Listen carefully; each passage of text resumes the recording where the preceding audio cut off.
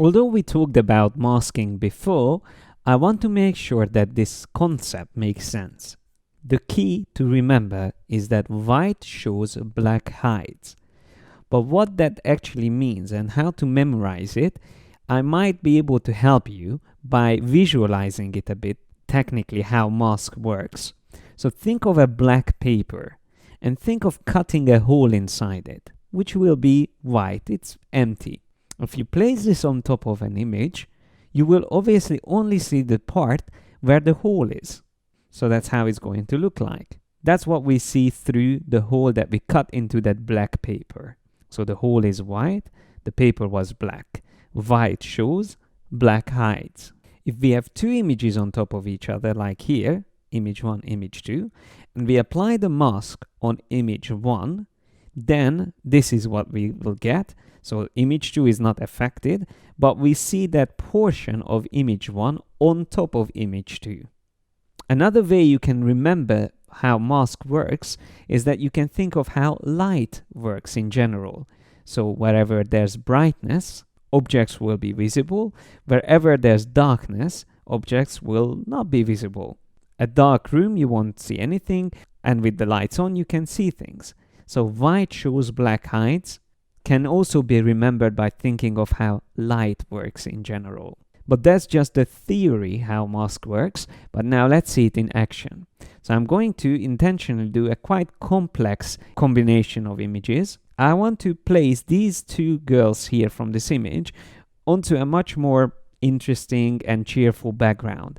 At the moment, this background doesn't really do justice to how much fun they are having right now. So if I select an image like this one, I think that will look much nicer to have these two girls here on the right side, next to this cool car. So what I normally do when I combine images is that first I make a rough selection, and for that the best tool is the freeform lasso tool. So I select that, and normally I use zero feathering, and sometimes I even turn off the anti-alias. In this case, when I just do a rough selection, I don't even need that to be on. So what I will do is zoom slightly closer just to see every detail that we need. And then I can start using the lasso tool to draw around these details that I will need. And I'm using again a tablet, a pen tablet, but of course you can do the same thing with the mouse, and you don't have to be too accurate here. But it's good to do everything in one step, although you can always add to your selection by holding down Shift. I prefer to have this selection done in one step. And if I feel like I missed some details, like around her hair there, I can always Shift, click and circle those parts. And the same way, if I feel like some details are not necessary, like that bit there, again, still using the same tool, I can hold down the Alt key, paint over that part there and remove it from the selection. And I can also go even closer if I want. Holding down the Alt key, I go even through smaller details like these and try to simplify my job for later. But the whole point of using the lasso tool is just to have a rough idea of how it's going to look like on the new background. So after this, what I normally do is to use the Move tool, which I just selected by pressing V on the keyboard. That's another useful shortcut to quickly access the Move tool. And then click and drag this selection onto the other document that I already opened. Then I come down and let go, and there they are. So I place them in this new environment, and I'm actually happy with the way it looks. So I can decide to move ahead and make this selection perfect. And this is when masking comes into play. I am going to start making a selection on these bottom details using one of the tools that can make selection based on contrast and color, either the magic wand or the quick selection tool.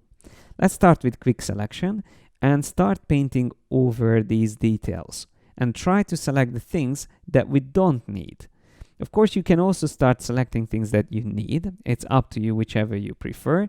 But I'm going to keep adding to this until I can see that it starts to make mistakes. Like now, it went too far up and it selected her legs. So I just go back one step. while I still have a good selection. And let's try to add a bit more from this side here. Now it already started selecting a bit of the shoes. So I just hold down the Alt and remove those from the selection, and then keep going to the right until I still have a good selection on all the rest of the details.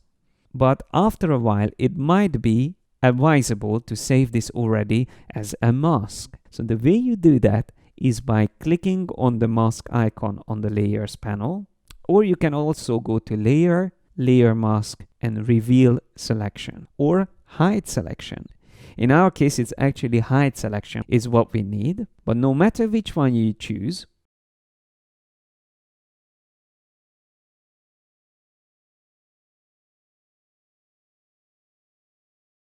which will keep whatever we selected and hide whatever was not selected. But remember, the mask saves this as two colors, black and white.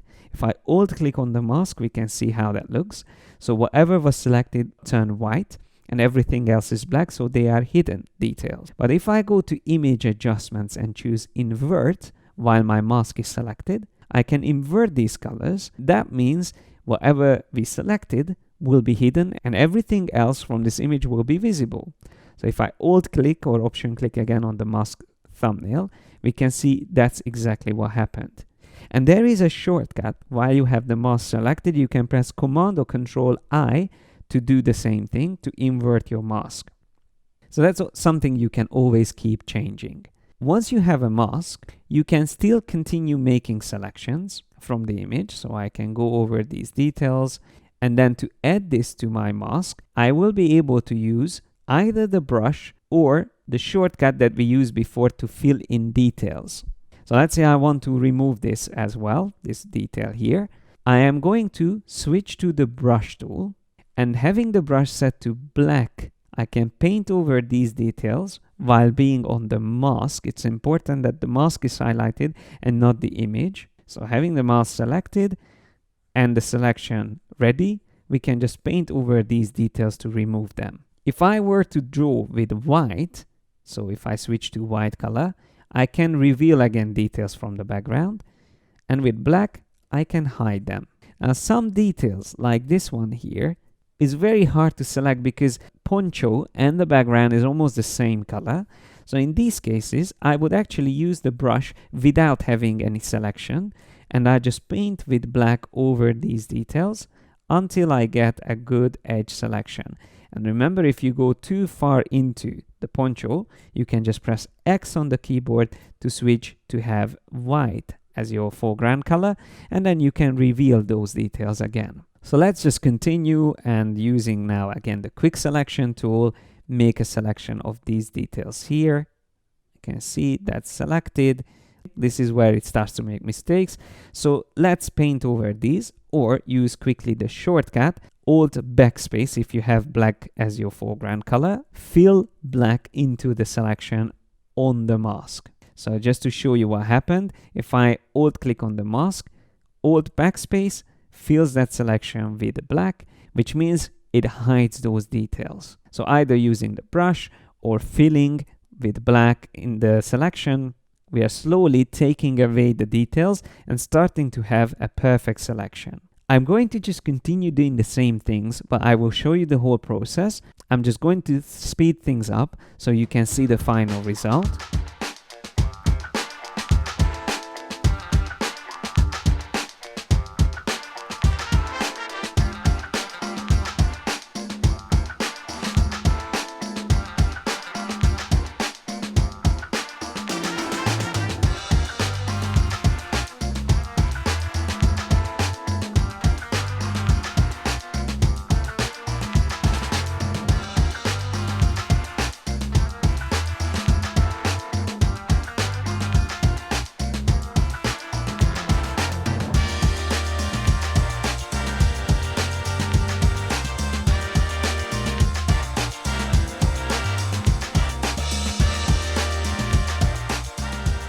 So that's how I refined my selection, but there's still a couple of things to sort out, like the hair.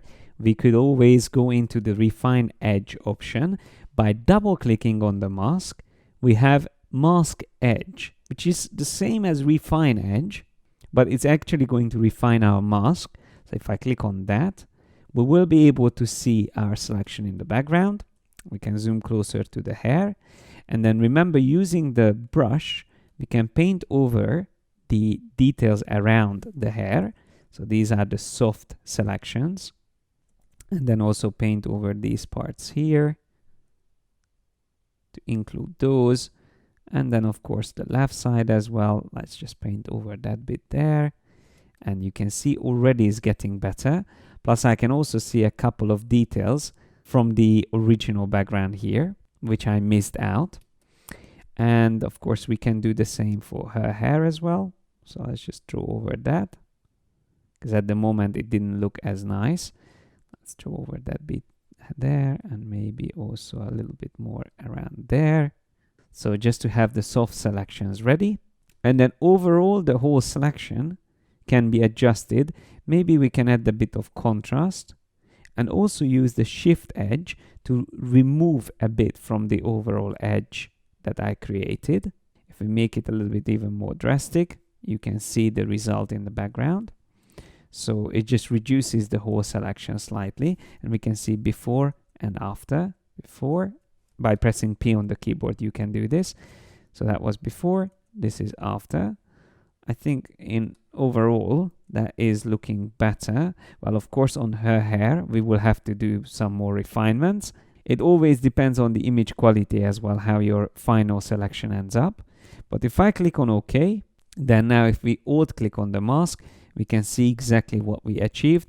And don't forget to use the burn and dodge tools as well around the hair details. So we can always use dodge tool and go over the bits that we want to reveal, like these parts that got turned transparent, which we actually need to see, and then use the burn tool for things that we don't need to see from the hair or from the background in this case.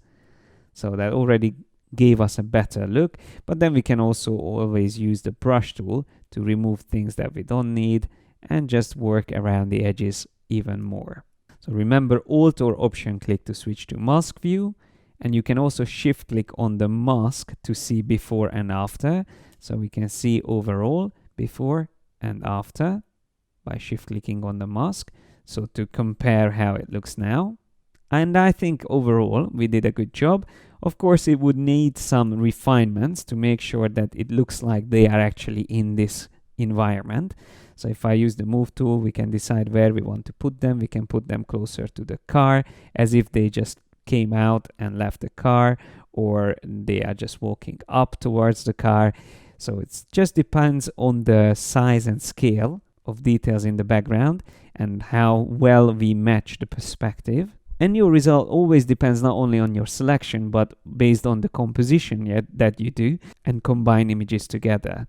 One thing I would do in this case is to add a little bit more color intensity on the girls, because the background definitely has a lot of vibrancy. So if I go to the adjustments panel and click on vibrance, then I can increase the vibrance option. The only problem with this is by default, it will apply on both layers. So both the girls and the background layer. If I show you before and after, you can see it affects both of them. But I'm going to also add saturation just to make it really obvious. When I turn it on and off, you can see it applies on both layers. But there is a simple trick. It's called clipping mask. And that's something we will be using throughout the course as well. If you press Command Option G or Control Alt G, you can create a clipping mask for the currently selected layer. And what you will see is a little arrow next to the adjustment layer indicating that it will only affect the layer directly underneath it. So this is called a clipping group, in which the adjustment is clipped onto the layer underneath it. So it will only affect that. The same thing you can do by holding down Alt or Option and click in between the two layers. That way we can remove the clipping and add it back again. Of course, you can also do clipping from the layer menu. Here you will find the clipping mask option. So it's either release, or if it's not already a clipping mask, you can choose create clipping mask. So let's see how it looks now. If I turn it on and off, You can see it only affects the girls, and it's actually working really well, matching the vibrancy and saturation of the colors in the background. Of course, there's a lot of other techniques we could use to make this composition more realistic. So for example, adding some cast shadows. We can see the car has these soft shadows. They would also need some shadows to make them more grounded. And if we want a very professional result, I would also create reflection of them on the car. And these subtle things can go a long way.